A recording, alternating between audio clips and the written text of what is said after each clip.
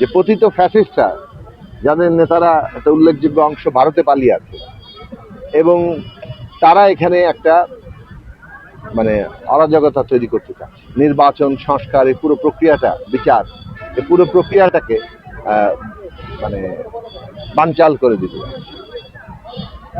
এবং এখন তারা এসে গুপ্ত হত্যা মানে একটা পথ নিয়ে তারা প্রার্থীদেরকে নানাভাবে এই সব গুপ্তভাবে হত্যা করার একটা চেষ্টা করছে।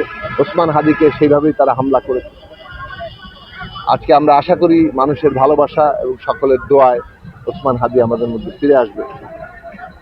কিন্তু এই যে পতিত ফ্যাসিস্টরা বিচার, সংস্কার, নির্বাচনের পুরো প্রক্রিয়াটাকে বানচাল করে দিতে চাচ্ছে, সেইটা অনেক সময় আবার আমাদের দেশেরও কোনো কোনো দল তারাও তাদের দলীয় স্বার্থে যেন নির্বাচন পিছিয়ে দেওয়া, নির্বাচনকে নানাভাবে প্রশ্নবিদ্ধ করার জায়গা থাকে।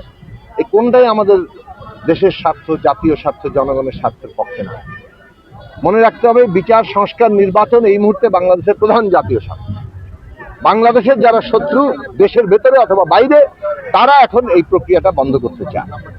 কাজে আমরা পরিষ্কার করে জনগণকে বলি, জুলাইয়ে যেভাবে আমরা ঐক্যবদ্ধ হয়েছি, আমাদেরকে আবার সেইভাবে ঐক্যবদ্ধ হতে হবে, যাতে বিচার, সংস্কার, নির্বাচনের এই গণতান্ত্রিক উত্তরণের এই কাজগুলো আমরা সম্পন্ন করতে পারি।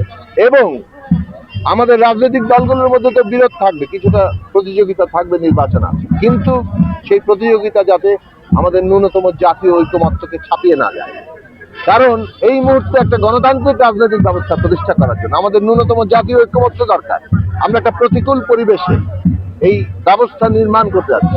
ব্যবস্থা নির্মাণ করার আগেই যদি এটাকে নস্যাৎ করে ফেলার যে চেষ্টা তারা করছে, যদি তারা সফল হয়, তাহলে আমরা বিপর্যয়ের মুখে পড়ব। কাজে এই ক্ষেত্রে আমাদের ঐক্যবদ্ধভাবে গণতান্ত্রিক একটা রাজনৈতিক ব্যবস্থা নির্মাণ করতে হবে, যেটার মধ্য দিয়ে আমরা রাষ্ট্রের গণতান্ত্রিক রূপান্তর এবং নতুন রাজনৈতিক বন্দোবস্ত প্রতিষ্ঠা করতে পারবো।